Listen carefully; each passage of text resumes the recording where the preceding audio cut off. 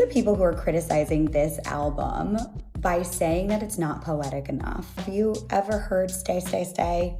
Today was a fairy tale. Hey, Steven. Me, the first original version, Shake It Off, We Are Never Getting Back Together. Were those songs only palatable to you because they were performed at the Eras Tour? Only palatable to you because it was her previous work and she proved herself by creating these poetic soliloquies? Or I'll even bring you to Midnights. Karma is a cat purring in my lap. People online are buzzing with opinions and things aren't looking too smooth for her right now.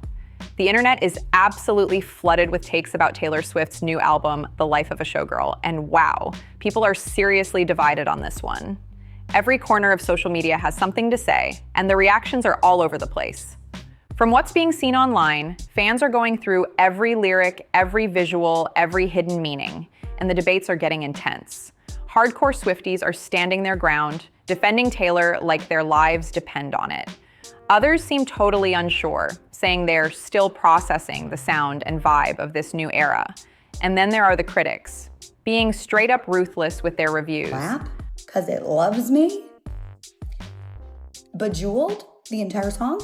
I'm sorry, are those only palatable and acceptable to you because she showed you her other side? She was able to prove I can be fun and I can be serious at the same time. So High School, is that only acceptable and palatable to you because it's on Tortured Poets? But really it's just as cringe. There's just as many sort of like cringy millennial, you know how to ball kind of references in it. Is that only palatable to you because it's next to the... Some people are even teasing fans for not instantly falling in love with it, which has just made the conversation even louder. Meanwhile, singer Charlie Puth has jumped into the mix and fans think he's backing Taylor up in all this. His posts have people talking and now everyone's dissecting every little thing he says about it. One of the biggest defenses of The Life of a Showgirl is that it's true to who Taylor has always been. Supporters say the lyrics match the tone of her past work and show her personality just as much as before. Some are even comparing tracks from this album to older songs like Stay, Stay, Stay, saying it's the same storytelling heart that's always been there. Others are reminding newer fans, especially those who joined during Folklore, Evermore, Midnights, or the Tortured Poets department, that this is still the same artist who wrote Lover. She's always mixed deep emotion with a little bit of cringe and charm, and that's what makes her music so uniquely her. Another TikTok user jumped in and said, "Just heard a Swiftie in the wild say, it's just so different from anything she's ever done. Who's gonna tell her?" The comments under that post went wild. Many people insisted, "The Life of a Showgirl feels totally true to Taylor's classic writing style." They were saying things like, "This is happy, heartfelt Taylor. The OG Taylor came back hard with this one." One fan even wrote that it feels very lover-coded, full of bright energy and emotion. Some diehard supporters even argued that if songs like Look What You Made Me Do, Bad Blood, Cruel Summer, or Shake It Off dropped today, people might still complain because this album is pure Taylor through and through. Fans like these are absolutely obsessed, saying it's her most genuine project in years. But of course, not everyone's feeling the same way.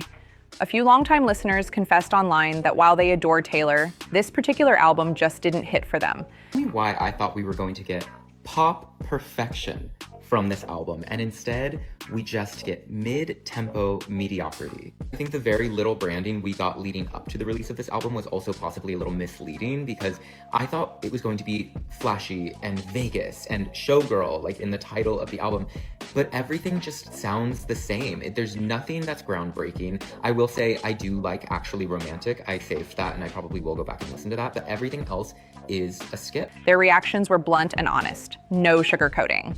One person wrote, "There is no way the woman who wrote Folklore wrote these lyrics." Another said, "Unpopular opinion, as someone who used to idolize Taylor Swift, this just isn't her best work." Some even admitted they were confused by the concept. They expected a full-on showgirl fantasy, sequins, glitz, and over-the-top spectacle, especially since that theme was pushed in the album title and promo photos. Instead, they felt like it didn't match the visual buildup. Still, plenty of fans are defending it fiercely, saying her music always takes time to grow on you. They claim you need to let the songs marinate before you truly understand the lyrics and vibe. But online, others are playfully teasing those who keep saying that, calling it the classic, you'll get it later defense. And the debate just keeps getting louder. There's just so much chatter online right now. Fans are divided, some defending the album with all their hearts while others admitting they're not feeling it. And that's sparked chaos in the fandom. Those who say they don't love it are getting called fake fans, and it's turned into a total online mess. The comment sections are wild right now. But the drama doesn't stop there. Beyond the love it or hate it debate, people are now arguing over how a few tracks supposedly sound like songs from other artists. The conversation's gotten so big that even Charlie Puth seems to have stepped in to clear things up. He jumped into the comments and said, "My thoughts on when two songs sound the same," and that caught everyone's attention fast. It's worth remembering that Taylor actually mentioned Charlie on her previous album, The Tortured Poets Department, where she said, "We declared Charlie Puth should be a bigger artist." Fans quickly connected the dots and filled the comments with messages like, "Taylor was right. Charlie Puth deserves more recognition."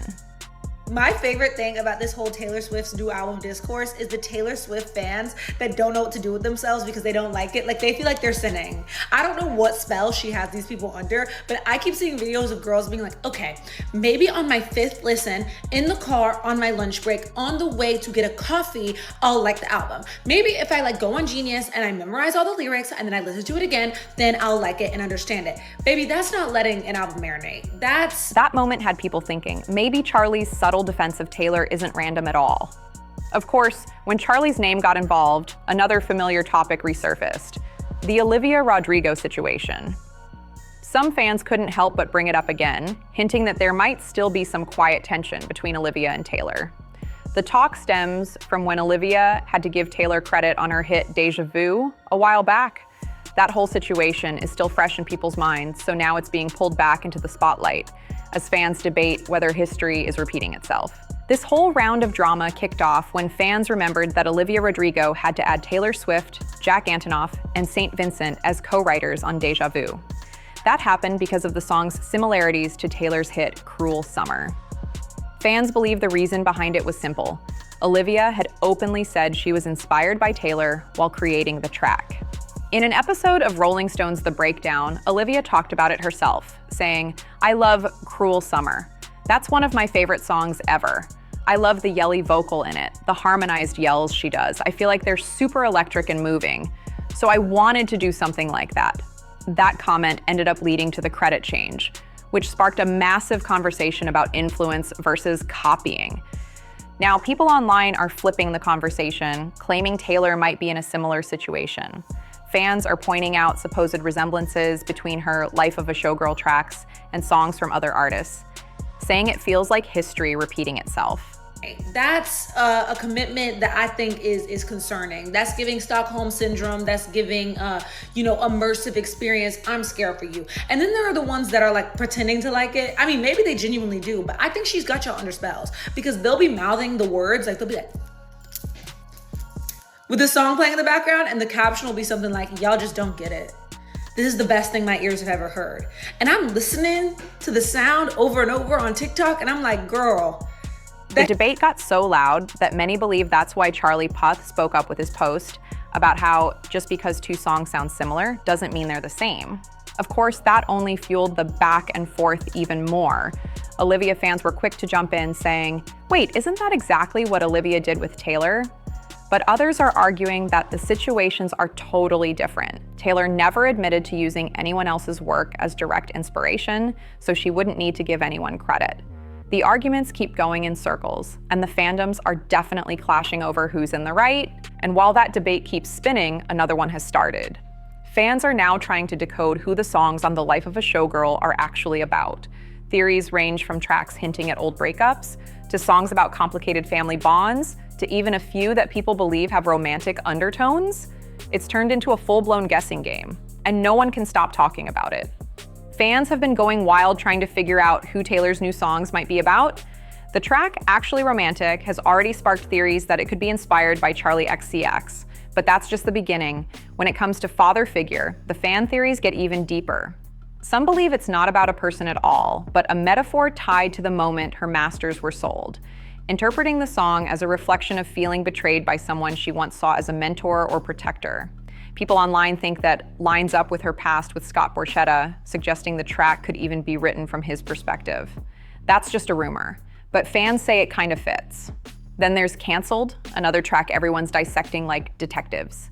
Some online believe it's about Blake Lively, even saying that Taylor was spotted wearing pieces of Blake's custom jewelry in her Life of a Showgirl promo shoots. That detail had people wondering if they're still close, or if the song hints at something more layered between them. But here's where it gets even messier. Others think Canceled might be about Sophie Turner. When that theory first popped up, people were shocked. It didn't seem to make sense at first, but now, after looking closer at the lyrics and timing, some fans say it might actually connect. They've pointed to lines like, "Did they catch you having far too much fun?" which many think mirrors how Sophie was treated in the media during her divorce from Joe Jonas. At the time, she was unfairly portrayed as the party girl, while Joe's public image stayed polished. And fans say the lyrics seem to nod to that double standard. Adding more fuel to the theory, the song title Canceled is spelled with 2 L's, the British spelling, which fans think could be a subtle reference to Sophie being from the UK. Taylor and Sophie have shared a friendly history over the years, and during that difficult period, Taylor even opened her New York apartment to Sophie for support. So, whether the song is about friendship, betrayal, or just clever storytelling, fans can't stop connecting the dots and debating what it really means. That's exactly why fans can't stop talking about it. But the speculation doesn't end there, because some listeners think a few lyrics from other songs on The Life of a Showgirl might be aimed at Travis Kelce's ex, which has definitely stirred up even more conversation online. Some fans feel like those kinds of references weren't needed, calling them unnecessary drama, and they haven't held back from saying so in the comments.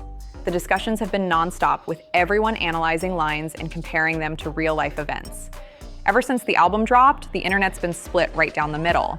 There are fans who think Taylor's storytelling is genius and layered, while others say she's been given too much credit for her songwriting over the years. Some even admit they just don't get the hype, and that's made the debates even louder. But through all the noise, Taylor seems totally unfazed. She's already shared her thoughts in an interview with Zane Lowe, addressing the waves of opinions without letting them bring her down. She talked about staying grounded, trusting her instincts, and continuing to make the kind of music she believes in, no matter what people say. It's clear that, love it or not, The Life of a Showgirl has everyone talking nonstop. Not long after that interview, things only got more intense online. Fans started digging into even more of The Life of a Showgirl lyrics, convinced Taylor had dropped a few hidden clues about her current relationship and inner circle. Every little detail, from her stage outfits to her Instagram captions, was being treated like a secret message waiting to be decoded. Some people swore she hinted at feeling overshadowed by fame, while others believed she was subtly clapping back at all the criticism surrounding her love life. Meanwhile, Travis Kelce himself got pulled into the mix. A short clip of him cheering at one of her shows went viral again, and people couldn't stop comparing the lyrics in certain songs to their public moments together. Fans were analyzing gestures, set lists, and even the way Taylor looked at the crowd, trying to figure out which songs were inspired by him. It was chaos, but the kind of chaos Swifties live for. And as if that wasn't enough, the media jumped in too, publishing think pieces about whether Taylor was pushing back against her own image with this new era. Some called the album bold and unapologetic, others said it was messy but real. And that contrast only fueled the hype even more. It's become one of those moments where no one agrees, but everyone's talking, and Taylor seems to be sitting right in the center of the storm, watching it all unfold. So that's what Taylor had to say about all the noise surrounding The Life of a Showgirl. Since the album dropped, she's fully aware that every move she makes is going to be analyzed and debated. But at this point in her career, she's clearly not holding back or trying to mold herself into what people expect anymore. Whether fans adore it, can't stand it, or are still trying to figure out how they feel, Taylor made it clear that this project was for her. She's proud of what she created, proud of the risks she took, and honestly, she seems completely fine with the controversy. As she put it, she's just happy that people are talking, listening, and streaming the music nonstop.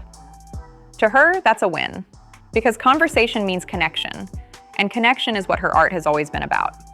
But now it's your turn. What do you think about The Life of a Showgirl and all the chaos it's stirred up online? Drop your thoughts down below in the comments. Don't hold back. And if you want more deep dives into celebrity drama, album drops, and all the behind-the-scenes buzz, make sure to hit that subscribe button, give this video a like, and turn on notifications so you don't miss the next breakdown.